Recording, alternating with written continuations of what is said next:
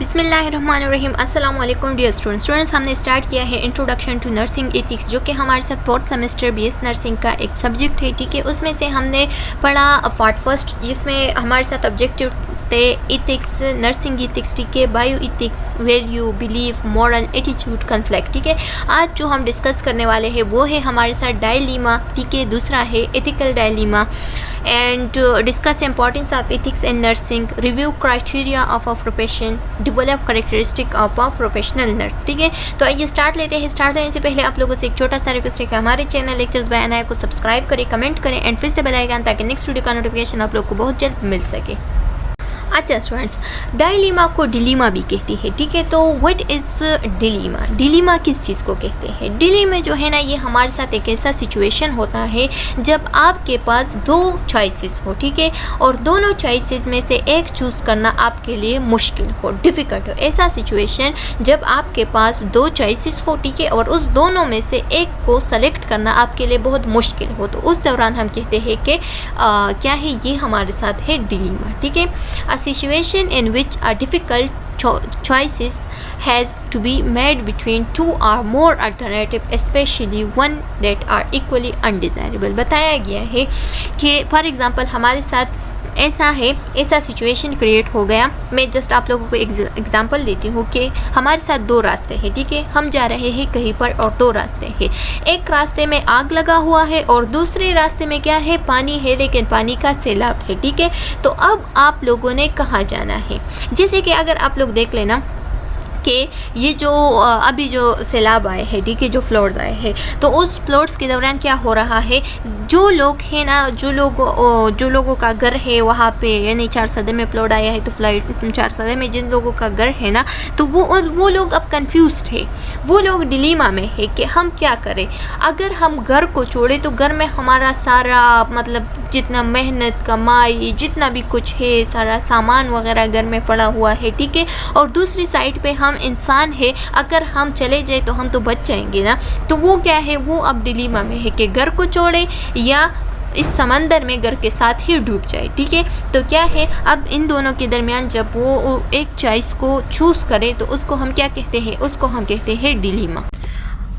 अच्छा स्टूडेंट्स, यहाँ पे हो गया डिलीमा। ठीक है, अब इसके बाद आते हैं हमारे पास इथिकल डिलीमा। डिलीमा की तो हमने बात की कि व्हाट इज़ डिलीमा, ठीक है, लेकिन इथिकल डिलीमा अब किस चीज़ को कहते हैं? तो इथिकल डिलीमा का क्या मतलब है, यानी अखलाकियाती डिलीमा। ठीक है, अगर हमारे साथ एक ऐसा सिचुएशन आ जाए जो कि मतलब चॉइस में हो और उसका सोल्यूशन जो है ना वो हम इथिकली रिजॉल्व करें, तो उसको हम क्या कहते हैं, उसको हम कहते हैं इथिकल डिलीमा। ठीक है, तो आइए इसको बढ़ते हैं कि क्या लिखा है कि ethical dilemma also known as a moral dilemma are a situation in which there is a choice to be made between two options. ठीक है, neither of which resolves the situation in an ethical acceptable fashion। आप लोगों को समझ आ गया होगा कि क्या लिखा है। बताया गया है कि एथिकल डिलीमा जो है ना वो किस चीज़ को कहते हैं, इसको हम मॉरल डिलीमा भी कहते हैं। ठीक है, आप लोगों ने याद रखना है एमसीक्यूज़ पॉइंट ऑफ व्यू से कि एथिकल डिलीमा को मॉरल डिलीमा भी कहा जाता है।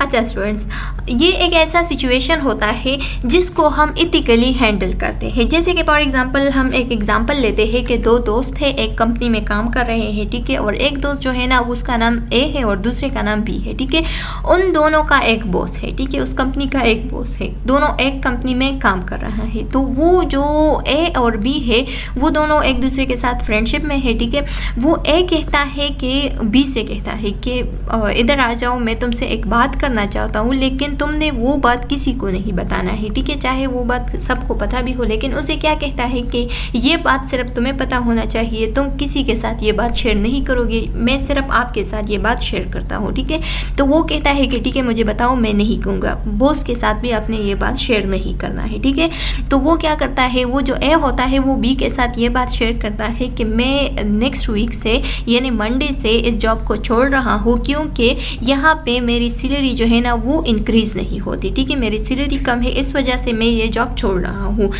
फिर अगले दिन जो है ना क्या होता है कि बॉस जो है ना वो बी को बुलाता है और कहता है कि ऑफिस में आ जाओ। जब वो ऑफिस में चला जाता है तो कहता है कि जो ए है ना उसका मैं सैलरी बढ़ा रही हूँ नेक्स्ट मंथ से, ठीक है, नेक्स्ट मंथ से यानी 1 डेट से मैं जो ए है उसका सैलरी बढ़ा रहा हूँ, ठीक है।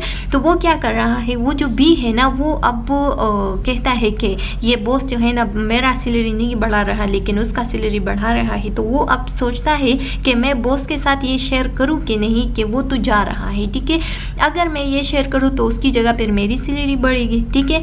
तो वो क्या करता है, वो अब कहता है कि अगर मैं वो बात शेयर करूँ तो उसका ट्रस्ट जो है ना वो ख़त्म हो जाएगा, क्योंकि उसने मेरे साथ ये बहुत ट्रस्ट के साथ ये बात जो है ना शेयर की थी।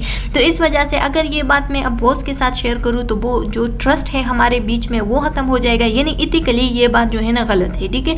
तो अब वो क्या करेगा, वो अब एक सिचुएशन में फंस गया है, अब उस सिचुएशन को वो क्या करेगा, इथिकली रिजॉल्व करेगा। तो उसको हम कहते हैं, उस सिचुएशन को हम क्या कहते हैं, इथिकली डिलीमा कहते हैं, ठीक है, इथिकल डिलीमा। आप लोगों को समझ आ गया होगा इस एग्जाम्पल से, उम्मीद है, ठीक है।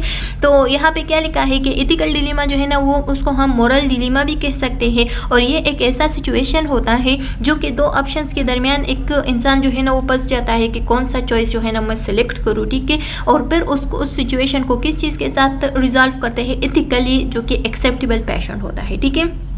अच्छा, जैसे कि हमारे साथ एक पेशेंट आया है और वो बहुत सीरियस है, ठीक है, यानी वो या तो वो बेहोश हो गया है, ठीक है। तो फिर आवाज़ आता है जो स्टाफ नर्स है उससे कि डोंट रिससिटेट। डोंट रिससिटेट का क्या मतलब है, DNR यानी CPR नहीं करना है, ठीक है। तो अब यहाँ पे आपने इथिकली क्या करना है, इथिकल डिलीमा लेना है, यानी अब सिचुएशन में आप फंस गए हैं, अगर मैं यहाँ पे CPR नहीं करूँगा तो बंदा जो है ना वो मर सकता है, ठीक है। तो अब आपने क्या करना है, इथिकली इस दौरान आप फंस गए हैं और आप यहाँ पे इस सिचुएशन को इथिकली रिजॉल्व करेंगे, ठीक है। ऊपर से आपको ऑर्डर आया है कि आपने DNR नहीं करना है, ठीक है। और यहाँ पे बंदा जो है ना उसका सिचुएशन क्या है, उसका सिचुएशन ऐसा है कि अगर CPR नहीं करे तो वो मर सकता है। तो इस सिचुएशन में आप फंस गए, इसको हम क्या कहते हैं, इथिकली डिलीमा कहते हैं, ठीक है। दूसरा हमारे साथ है euthanasia. Euthanasia or reversible coma. एक पेशेंट है और वो यूथेनेसिया में है, यानी इसका मतलब ये है कि वो अब last stage of the disease में है और वो बहुत तंग आ गया है अपनी सिचुएशन से और वो चाहता है कि वो आराम के साथ बस अभी जो है ना वो मर जाए, ठीक है। तो वो कहता है कि मुझे क्या चाहिए, यूथेनेसिया चाहिए, यानी मैं अब फर्दर जीना नहीं चाहता हूँ, मुझे ऐसा मेडिसिन दे ताकि जिसकी वजह से मैं क्या हो जाऊँ, मर जाऊँ, ठीक है। तो इस दौरान आपने क्या करना है, इस दौरान आपने इथिकली सोचना है, ठीक है। अब आप इथिकली डिलीमा में फंस गए, किस तरह से, इस तरह से कि एक तरफ जो पेशेंट है वो कहता है कि मुझे, मतलब वो पेशेंट खुद डिमांड करता है कि मुझे ऐसा मेडिसिन दो जिसकी वजह से मैं मर जाऊँ, ठीक है। और दूसरा तरफ जो है ना आपका कल्चर जो है ना वो आपको ये इस चीज़ की इजाज़त नहीं देती कि आप किसी इंसान का कत्ल करो, ठीक है, ये तो एक किस्म का कत्ल है। तो आप क्या हो गए, आप इस दौरान आप डिलीमा में चले गए। तो इस दौरान जो है ना आपने क्या करना है, इथिकली इसको सॉल्व करना है, ठीक है, यानी आपने क्या करना है, आपने अपने मजहब की बात माननी है और क्या करना है, उस इंसान को ऐसे मेडिसिन देना है जिससे उसको रिलीफ मिल जाए, यानी अगर फैन हो रहा है तो फैन रिलीफ, फीवर हो रहा है फीवर रिलीफ के लिए ऐसे मेडिसिन देने हैं, ठीक है। अच्छा, नेक्स्ट हमारे साथ क्या है, नेक्स्ट हमारे, या अगर इरिवर्सिबल कोमा है, यानी ऐसा कोमा में पेशेंट चला गया है कि वो इरिवर्सिबल है, मतलब वो बहुत ज़्यादा टाइम से पड़ा हुआ है और उसके जो फैमिली वाले हैं वो अब तंग आ गए हैं उसके हॉस्पिटल खर्चों वगैरह से। तो उसके फैमिली वाले कहते हैं कि बस अब तो ये ठीक नहीं होने वाला है, तो इसको क्या करें, यूथेनेसिया करो, ठीक है। तो उस दौरान भी आपने क्या करना है, इथिकली सोचना है। अच्छा, treatment of terminally ill patient like end stage of cancer या HIV एक्सेट्रा, ठीक है। अगर आप एक पेशेंट का ट्रीटमेंट कर रहे हैं जो कि एंड स्टेज ऑफ कैंसर का पेशेंट है या HIV का पेशेंट है और वो चाहता है कि बस मेरा ट्रीटमेंट जो है ना वो ख़त्म हो जाए, ठीक है, यानी अब मुझे यूथेनेसिया चाहिए या अब मुझे घर में शिफ्ट कर दे, ठीक है। जबकि आपको पता है कि अगर ये घर में शिफ्ट कर दूँ या इसे डिस्चार्ज कर दूँ तो क्या हो सकता है, इसका तबीयत जो है ना वो फर्दर ख़राब हो सकता है, ठीक है, इसको बहुत सारे कॉम्प्लिकेशन पेश आ सकते हैं। तो उस दौरान आप क्या हो सकते हैं, आप फंस जाते हैं एक डिलीमा में, यानी एक दो चॉइसेस में कि अगर पेशेंट चाहता है कि मुझे छोड़ दो बस मैंने घर जाना है, ठीक है। तो उस दौरान भी आपको क्या, आपको सोचना चाहिए कि पेशेंट की सिचुएशन जो है ना वो इस मुताबिक नहीं है कि उसको घर में छोड़ दो, ठीक है। तो उस दौरान आपने क्या करना है, या अगर HIV पेशेंट है तो उसको तो आपने यहाँ पे क्या करना है, यहाँ पे फुली मतलब बंद करना है एक रूम में, ठीक है, और उसका ट्रीटमेंट जो है ना वो इस दौरान करना है, इसी तरीके से करना है कि उसके घर वालों से मतलब जिस उसकी वाइफ हो, ठीक है, तो उसको भी खतरा हो सकती है। तो क्या करना है, आपने उसे समझाना भी है और कहना है कि आपको मतलब घर नहीं छोड़ सकता, ठीक है, आपको आपका जो ट्रीटमेंट है वो टर्मिनेट नहीं हो सकता, इस दौरान आपने हॉस्पिटल में रहना है। और वो चाहता है कि नहीं मैंने घर जाना है, ठीक है, तो उस दौरान आप क्या कर सकते हैं, आप डिलीमा में चले गए, यानी आप ऐसे सिचुएशन में फंस गए जिसका ऑप्शन जो है ना वो 2 है, और दोनों का जो मतलब आपके साथ जो बेस्ट ऑप्शन है वो अभी मालूम नहीं हो सकता। तो आप क्या, इस सिचुएशन को हम क्या कहते हैं, इस सिचुएशन को हम डिलीमा कहते हैं और इसको फिर इथिकली सॉल्व करना पड़ता है। Importance of ethics in nursing. अब नर्सिंग में इथिक्स की क्या इम्पोर्टेंस। अच्छा स्टूडेंट्स, तो इथिक्स की क्या इंपॉर्टेंस है इन नर्सिंग में, ठीक है। तो इथिक्स जो है ना ये क्या करते हैं, इथिक्स बहुत सारा हेल्प प्रोवाइड करता है नर्सिस को, ठीक है। किस तरह से ethics help the nurses consider patient need for several view point, ठीक है। बताया गया है कि इथिक्स जो है ना वो नर्सिस की बहुत सारा हेल्प उसे प्रोवाइड करती है, किस चीज़ के बेस पे, पेशेंट की नीड्स के बेस पे, ठीक है। पेशेंट को बहुत सारे नीड्स चाहिए, जो भी बात हो तो उसको इथिकली आपने सॉल्व करना है, ठीक है। Maintain a safe recovery environment, एक सेफ रिकवरी एनवायरनमेंट जो है ना वो पेशेंट को आपने मेंटेन रखना है, ये भी हमारी इथिक्स की एक बात है, ठीक है। दूसरा है कि remind to treat all patient equitably, ठीक है। दूसरा ये कि आपको रिमाइंड रहता है इथिक्स के जरिए से कि आपने हर एक पेशेंट को इक्विटेबली के साथ, यानी इक्विटी किस चीज़ को कहते हैं, जब 2 पेशेंट हमारे साथ आते हैं और एक जो है ना वो अमीर होता है और दूसरा गरीब है, ठीक है। गरीब को ज़्यादा ज़रूरत है ट्रीटमेंट क्योंकि वो सीवियर बीमार है, ठीक है, और जो अमीर है उसको बाद में, इसके बाद भी आप क्या कर सकते हैं, गरीब के बाद भी उसको ट्रीट कर सकते हैं, उसका कंडीशन इतना मतलब इतना सीवियर नहीं है, इतना सीरियस नहीं है, ठीक है, एज़ कम्पेयर टू गरीब। तो अब आपने क्या करना है, इक्विटी को इख्तियार करना है। अगर अमीर जो है ना वो आपको पैसे भी दे रहा है, जो भी कर रहा है, लेकिन यहाँ पे आपने ट्रीटमेंट जो है ना फर्स्ट किसकी करनी है, इंसाफ के साथ आपने ट्रीटमेंट जो है ना वो गरीब की करनी है, फिर उसके बाद आपने अमीर को क्या करना है, अटेंड करना है, ठीक है। तो इसको हम कहते हैं इक्विटी। तो इक्विटेबिलिटी के साथ आपने क्या करना है, ऑल पेशेंट्स को ट्रीटमेंट करना है, ठीक है, ना तो इसमें अपने फिर मतलब पहचान को देखना है और ना ही अमीर गरीब को देखना है, बल्कि जिसको ज़्यादा ज़रूरत हो ट्रीटमेंट के पहले उसको ट्रीटमेंट करना है, ठीक है। And individually protect their privacy right of patients, ठीक है, उसकी जो प्राइवेसी है उसको आपने प्रोटेक्ट रखना है, ये पेशेंट की एक राइट है, ठीक है। ये भी हमारे साथ इथिक्स की एक पॉइंट है कि आपने क्या करना है, एज अ नर्स आपने पेशेंट की जितनी भी प्राइवेसी है उसको आपने महफूज रखना है अपने पास, उसको किसी के साथ शेयर नहीं करना है जब तक आपको परमिशन नहीं मिलता। Act as a non negotiable, ठीक है। निगोशिएबल क्या मतलब है, यानी आपने क्या करना है, ऐसा एक्ट करना है कि आपके साथ जो पेशेंट है वो ओपनली बात कर सके, ठीक है। यानी इथिक्स के दायरे में, यानी अखलाक के दायरे में आपने ऐसा रहना है कि पेशेंट जो है ना वो क्लोजली आपके साथ डिस्कशन करे अबाउट उसके डिजीज़, उसके प्रॉब्लम के बारे में, ठीक है। तो आपने नॉन नेगोशिएबल रहना है। अच्छा, और फर्दर जो इम्पोर्टेंस है अबाउट इथिक्स तो आप लोग सर्च कर सकते हैं, वहाँ से भी आप लोग देख सकते हैं, इंटरनेट पे मौजूद होगा। अब क्राइटेरिया ऑफ अ प्रोफेशन, एक प्रोफेशन की क्राइटेरिया क्या हो सकती है, नर्सिंग प्रोफेशन की क्राइटेरिया क्या हो सकती है, ठीक है। तो यहाँ पे लिखा गया है कि एज अ नर्स आपको ग्रेट रिस्पॉन्सिबिलिटी होनी चाहिए, यानी आप ग्रेट रिस्पॉन्सिबल होने चाहिए, ठीक है। जो कि पेशेंट्स आपके साथ आते हैं तो पेशेंट के लिए आप रिस्पॉन्सिबल हो, अकाउंटेबल होना चाहिए। अकाउंटेबल मतलब कि आंसरेबल, आपने आंसरेबल रहना है, ठीक है। यानी आपने सेफ केयर प्रोवाइड करना है, ठीक है, पेशेंट को सेफ रखना है, उसकी प्राइवेसी को रखना है, इस सब के लिए आप आंसरेबल है, ठीक है।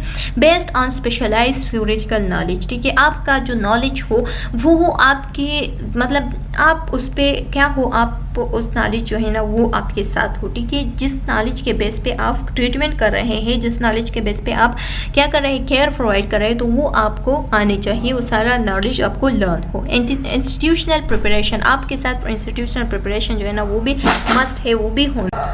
अब हमारे साथ आते हैं ऑटोनॉमी। ऑटोनॉमी का क्या मतलब है, यानी एज अ नर्स आपने खुद मुख्तियार रहना है, ठीक है। आप अपना फैसला जो है ना वो खुद कर सकते हैं, ये आपका राइट है, ठीक है।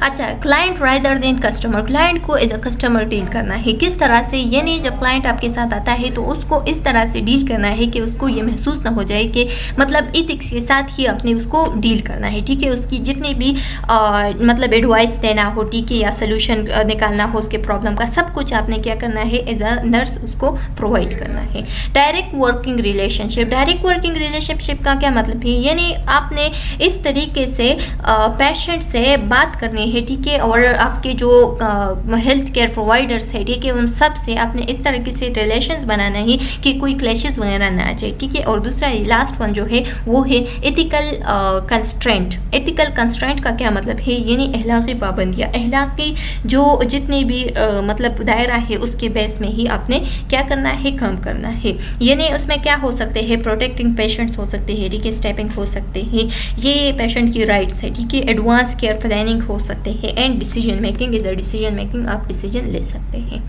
अच्छा, अब characteristic of a professional nurse, professional nurse की क्या क्या करेक्टरिस्टिक होनी चाहिए या हो सकती है, ठीक है।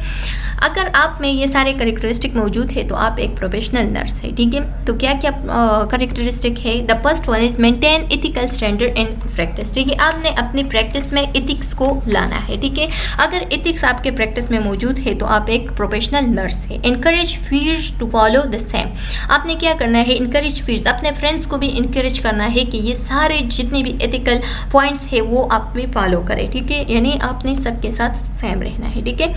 अच्छा, follow policies and procedure defined by the institution, ठीक है। जितनी भी प्रोसीजर है ना, जितनी भी पॉलिसीज एंड प्रोसीजर है उस इंस्टीट्यूट की या उस हॉस्पिटल की, तो वो आपने फॉलो करना है, ठीक है। ये एथिकल एक राइट है, ठीक है, और ये करेक्टरिस्टिक है किस चीज़ की, प्रोफेशनल नर्स की। Maintain ethical conduct, ethical rules, ethical principle को आपने क्या करना है, मेंटेन रखना है। And responsible for their action and safe environment, और आप रिस्पॉन्सिबल है एक सेफ एनवायरमेंट और सेफ एक्शन के लिए, ठीक है। तो चलो स्टूडेंट्स, यहाँ तक हमारा जो चैप्टर है वो खत्म हो गया है। उम्मीद है कि आप लोगों को यहाँ तक समझ में आ गया होगा। अगर इसमें कोई क्वेश्चन है, कोई प्रॉब्लम है तो आप लोग कमेंट सेक्शन में पूछ सकते हैं। नेक्स्ट वीडियो में मिलते हैं, तब तक के लिए अल्लाह।